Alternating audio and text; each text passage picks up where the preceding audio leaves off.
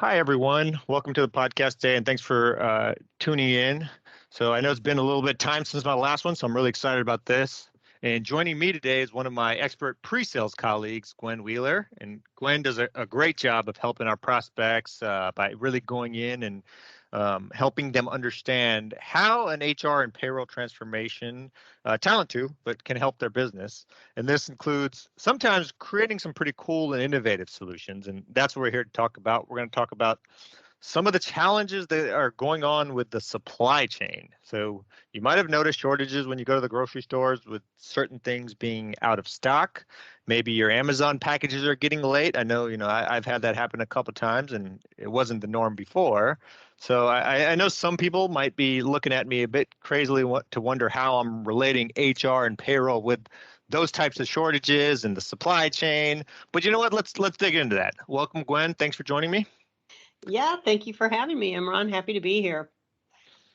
All right. So I know you recently had a prospect that came to us in the transportation industry, and they needed help with their people processes around HR and payroll. And I know they also had a lot of unique challenges, right? So can you tell me about some of the challenges that they are facing in that industry?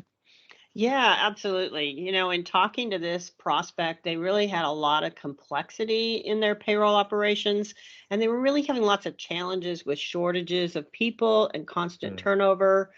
So they also created some really complex payrolls to try to maximize pay for performance.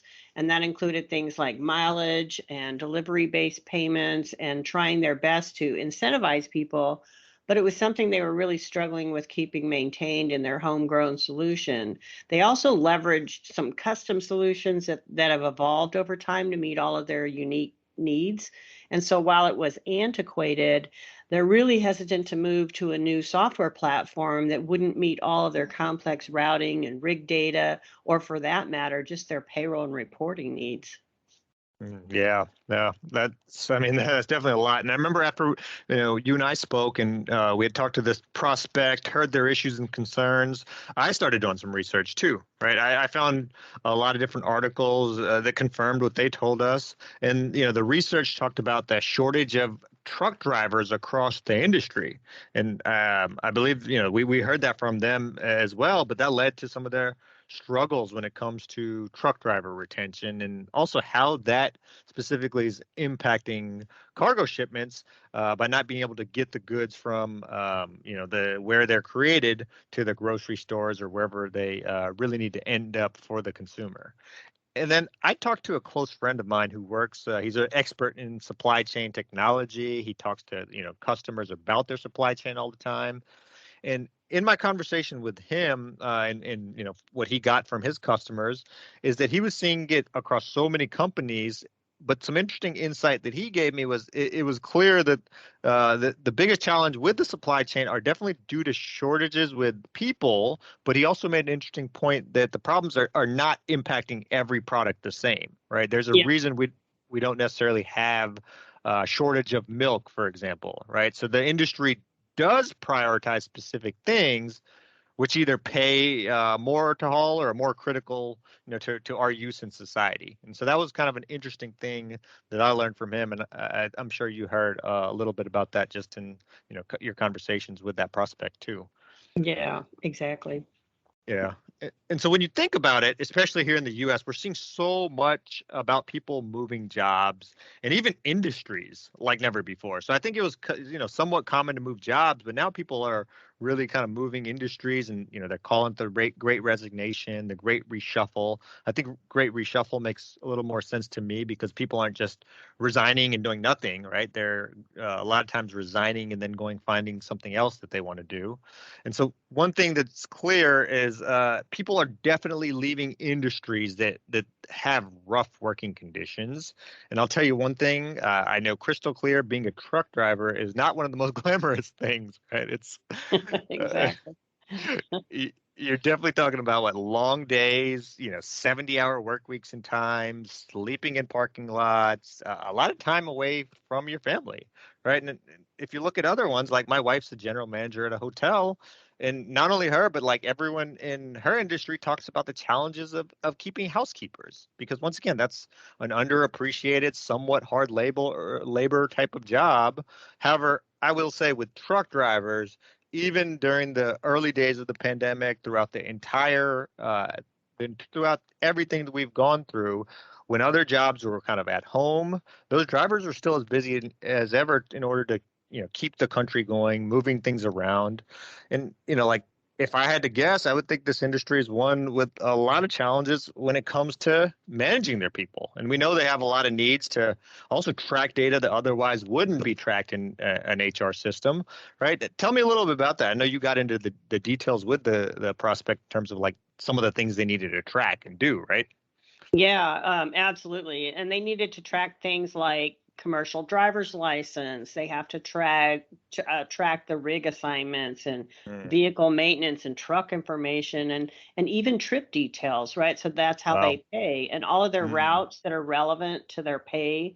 Yep. For that pay information. And then additionally, they have contractors or what we call owner operators that own their own trucks. And so that brings a whole unique level of complexity around leased trucks. They have to maintain insurance, bond amounts, which pay for the required maintenance. And that often leads to overdue amounts that have to be then tracked and collected in the future. So, Mm. really complex stuff here that we're talking about. Yeah, you got my head spinning a little bit right now. Just man, it's probably the not just the first time I'm hearing about it either. But yeah, so definitely a lot that they have to do. And it's different than other industries. Most people aren't necessarily tracking trip details, which are happening on a daily, weekly basis. So it's quite a lot. So tell me a little bit about the solution you came up with for this prospect. I know you actually like you went above and beyond in this case. You really designed something from scratch, showed it how it would make their lives easier. So tell me a little bit about that and how it could give their leadership team actually an advantage compared to others in this industry to make a difference in the challenges they were facing, especially around their people and keeping their people and getting new people. Yeah, sure, Imran. This was really one of my favorite types of solutions and the best part of my job, really.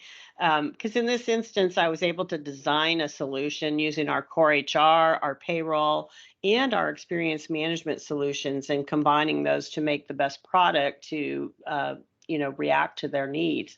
So I needed to make sure they could track specific information, number one, for the drivers and tie it to the employee profile in the HR system that we talked about earlier. So they had to do things like identify who's a company driver, who's an owner operator.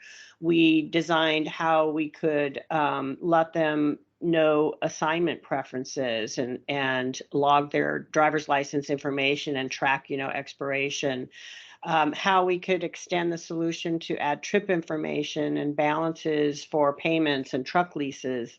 And then, of course, Cool. those kind of nitpicking insurance and bond balances, and then how those get reduced over time when you do, truck maintenance. And when is that truck going to come back to the driver? When is he going to be able to be reassigned? And how are you going to Wow. track that subsequent thing? Yeah, it's quite a bit.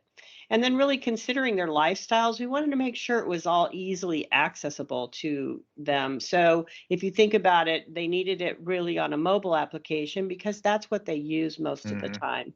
And Gotta be. so, yeah, they need that industry data that would be relevant and the trip details so that they can ensure their payment was accurate.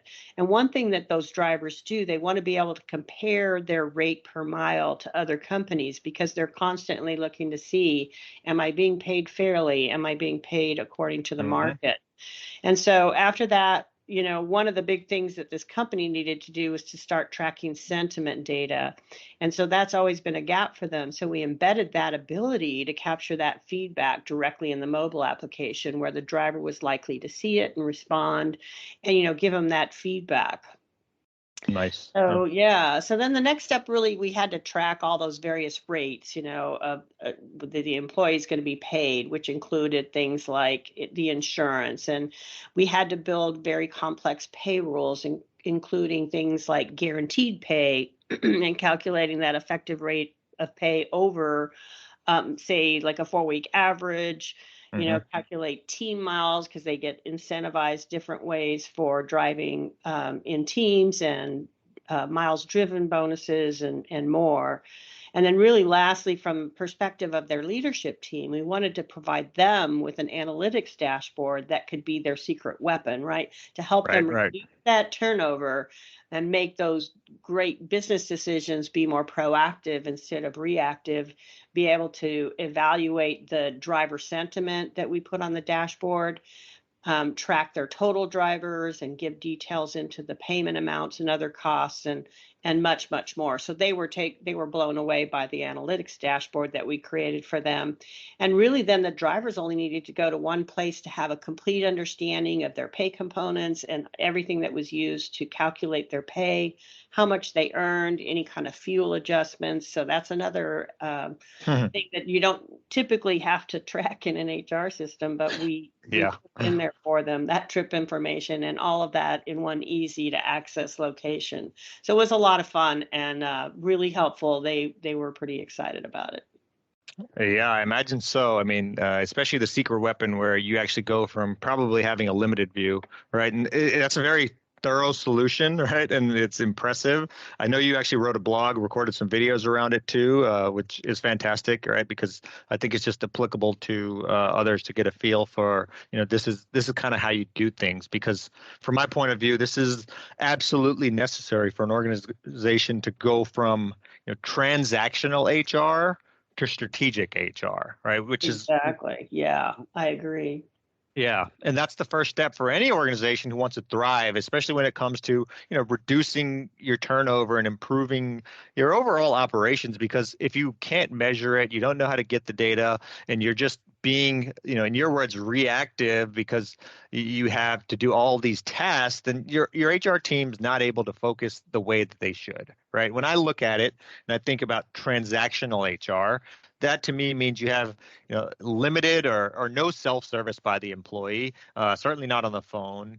A big burden as a result of that falls on the HR and payroll department, where they really have to focus on data entries or, individual payments, and really kind of having to work more on a ticket-based approach, and really they don't have any kind of sentiment data, so they don't know the issues people are going on. Are people unhappy because they're underpaid? Are they unhappy with the benefits package?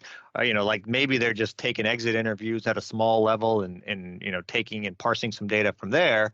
Whereas if you look at more of a strategic HR, that's where, employees are entering their data themselves. So, HR doesn't have to go in and just take tickets and go manually enter stuff. They have the data that they need so that they, at the beginning of their year, as they're planning for the upcoming year, they can ask questions like, how much turnover are we having? How much do we have last year? How can we go from, and I'm making up numbers here, but, from 50% to 40%, all right, and create goals that are based upon that. And in order to do that, you have to have and understand the main reasons why people are leaving your company, or even your industry, so you can focus on how can we reduce this, what programs can we put in place, and really, when you have a patchwork of HR systems or just an outdated system not capable of doing those things, it's just not possible to get to a place where you can really do the strategic HR, because you just flat out don't have the data to make those decisions, right? And you won't be able Yeah, to pinpoint exactly. the areas of the highest turnover, right? What kind of analytics data that you have. And so, if you're being realistic, the technology is not the be all end all, and it's not just going to magically solve your problems. The technology is the enabler, and it requires the company to buy into it and make some thoughtful changes, right? So, for example, when you put in a technology to track employee sentiment, you have to be able and willing to take action on it. And sometimes that's going to mean an executive budget. If you're consistently hearing about challenges with, unpaid time, sitting and waiting at a busy port, what is the company prepared to do about it, right? Can you come up with a creative new pay model that can maybe take away that stress from that unpaid time and put those truck drivers at ease, so when they're sitting there and they're not just, getting madder and madder because, they're thinking all of this is unpaid time.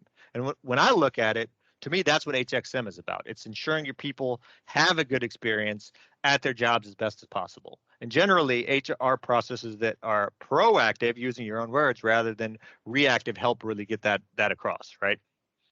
Yeah, for sure, Imran. You really hit the nail on the head. And if you look beyond core HR and payroll, we can look at other areas too. So, especially if you're focused on retention, attracting those workers and keeping those workers, is there a way that you can optimize recruiting processes to make it easier for new applicants, and make it as easy as possible?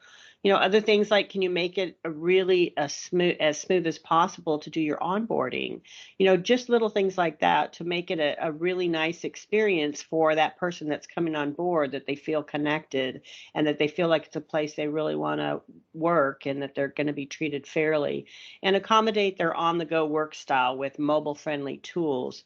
So when you can do those things that will really help them with hiring efficiency and reducing turnover, you're going to have overall business success. Yeah, absolutely. And so I guess to tie this back to, the topic at hand, right? You have to look at the entire HR operations. And we talked earlier about the supply chain issues. And a big part of that is because people are leaving the industry completely, right? They're not happy with, the stress that's in that job. And then it ultimately comes down to a shortage of people and not being able to take supplies from point A to point B. And so when you look at that, I'm sorry, I don't have like a magic answer that's just going to solve our supply chain issues. But what I do know is if it's a people problem, and this is applicable to not just the transportation industry where we're seeing that's causing the supply chain issues, but if it's a people problem that you have, it's definitely not going to happen overnight.